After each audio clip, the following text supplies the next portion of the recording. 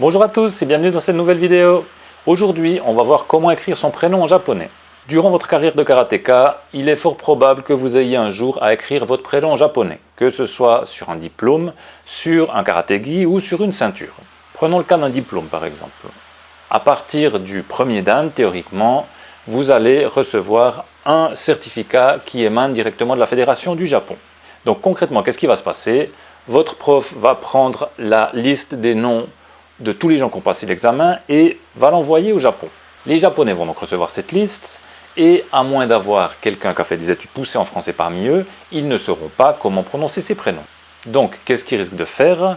Très probablement ce qu'ils feraient avec des prénoms et des noms anglais, à savoir qu'ils vont faire une transcription phonétique. Le problème, c'est que le français, c'est une langue qui ne se prononce pas du tout comme elle s'écrit. Vous allez donc avoir une transcription qui va être faite complètement à l'arrache. Du coup, quand vous allez recevoir votre diplôme, vous allez très certainement regarder quand même comment la transcription de votre prénom a été faite. Et là...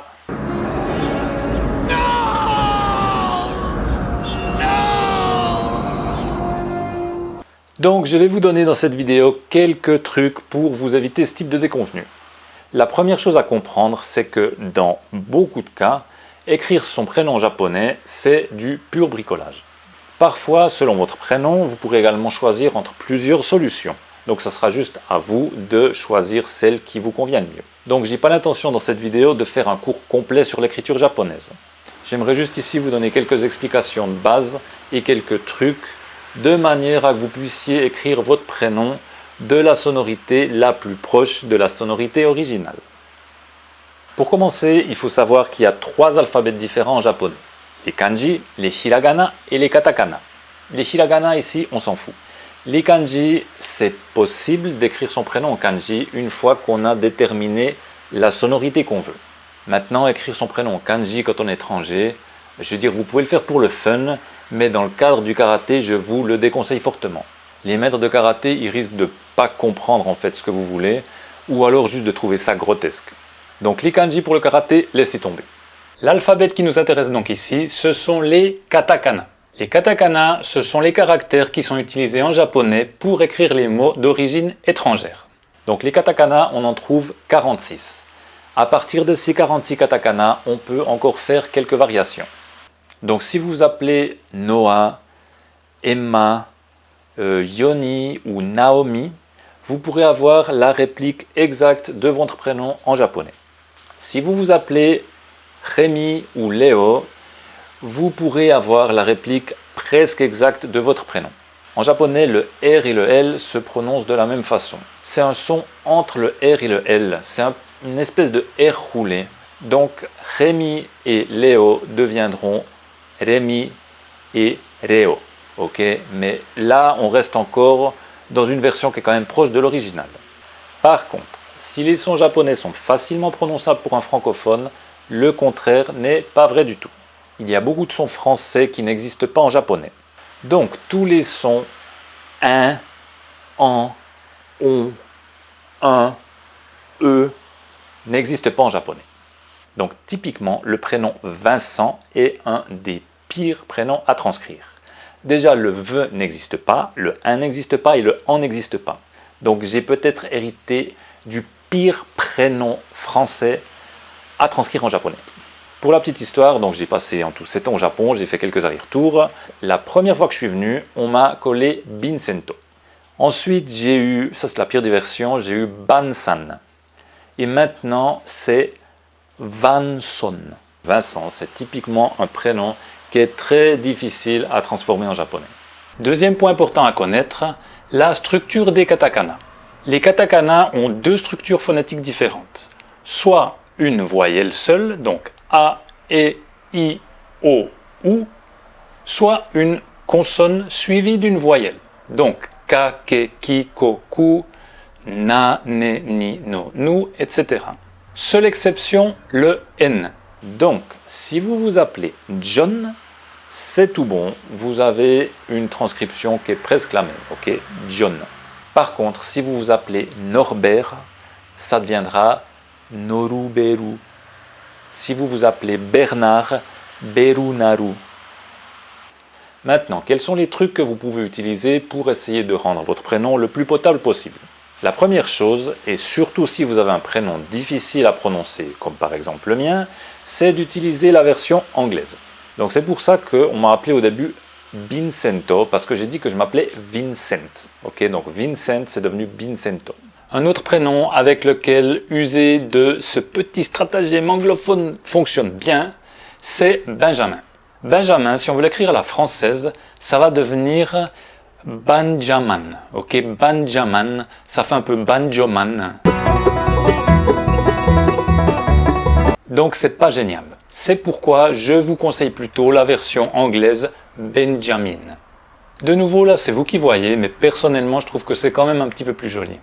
Deuxième petite feinte, avec les katakana, on peut utiliser une barre qui aura pour fonction d'allonger la voyelle qui la précède. En plus d'allonger la voyelle qui la précède, elle aura également comme effet d'atténuer légèrement la voyelle de la syllabe suivante. Je reprends les cas que j'ai pris avant. Donc par exemple, Bernard devient Berunaru. On peut légèrement l'améliorer en utilisant cette fameuse barre. Donc on va placer cette barre derrière le na. Berunaru va donc devenir Berunaru. Ça va allonger ce A de manière un peu artificielle, mais au moins ce dernier OU qu'on n'aimerait pas entendre va être très nettement atténué. Même chose, je crois que j'ai pris Norbert.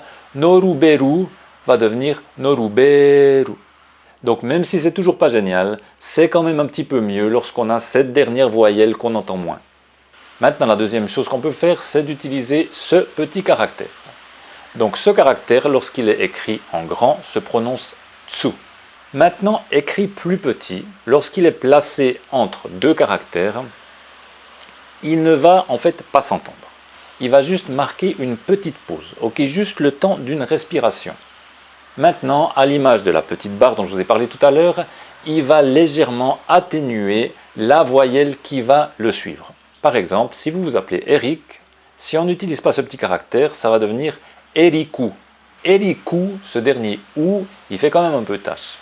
Du coup, on va utiliser ce petit tsu qu'on va mettre après le ri et ça va donc devenir Eric. Donc là encore, c'est pas génial, mais on se rapproche déjà plus d'une prononciation à la française. Maintenant, je vais vous donner un petit exemple pour bien illustrer la différence entre cette barre et ce petit tsu. Prenons le prénom Jacques. Jacques en français, naturellement le A est légèrement allongé. Par contre, en anglais, on dit Jack. Ok, Jack, ça claque. Donc, dans le cas du Jacques français, on va écrire ça Jack avec cette fameuse barre. Alors que si on veut écrire Jack, on va utiliser ce petit tsu. Jack. Maintenant, il y a quelques prénoms qui sont quand même vraiment relativement problématiques. Imaginons que Jean soit en couple avec Jeanne. Les deux vont s'écrire certainement de la même manière. Jan. Maintenant, là, typiquement, si Jean et Jeanne aimeraient quand même avoir un prénom écrit différemment, Jeanne peut utiliser cette fameuse barre derrière le A. Donc, ça deviendra Jan. Donc là, on est bien d'accord, c'est pas que ça fait plus français, mais c'est juste une manière de la distinguer de Jean. Faites encore attention à une dernière chose. Si vous vous appelez par exemple Sarah, Sarah en japonais ça va devenir Sara, c'est simple. Sauf que en japonais Sara veut dire assiette. Même chose si vous vous appelez Simone, le si n'existe pas en japonais, ok? On n'a que le shi. Donc Simone théoriquement devrait devenir Shimon. Le truc c'est que Shimon en japonais veut dire empreinte digitale. Donc si c'est le cas, c'est pas dramatique, mais enfin c'est quand même bien de le savoir. Surtout si votre prénom veut dire hémorroïde, ou tête de nœud, ou sac à pain. Voilà pour cette petite vidéo. Comme vous l'aurez compris, écrire son prénom en japonais quand on est français, c'est pas toujours chose aisée. La plupart du temps, il s'agit surtout de limiter les dégâts. Imaginons que vous vous appelez Jean-Paul et que vous voulez faire broder votre prénom sur votre karatégi. Si vous envoyez Jean-Paul écrit tel quel, sans aucune autre indication, Jean-Paul va certainement devenir Gianpaolo.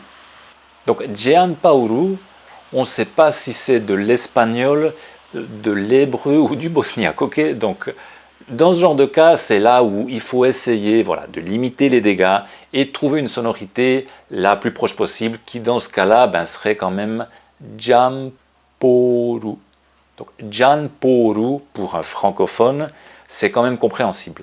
Donc j'espère que cette petite vidéo vous aura quand même aidé pour le jour où vous déciderez justement de faire broder votre prénom sur votre karatégi ou sur une ceinture. Si vous voulez avoir votre nom écrit correctement sur un diplôme, je vous suggère également d'envoyer directement la version que vous voulez en katakana. Ça vous évitera une mauvaise surprise au moment de la réception de votre diplôme.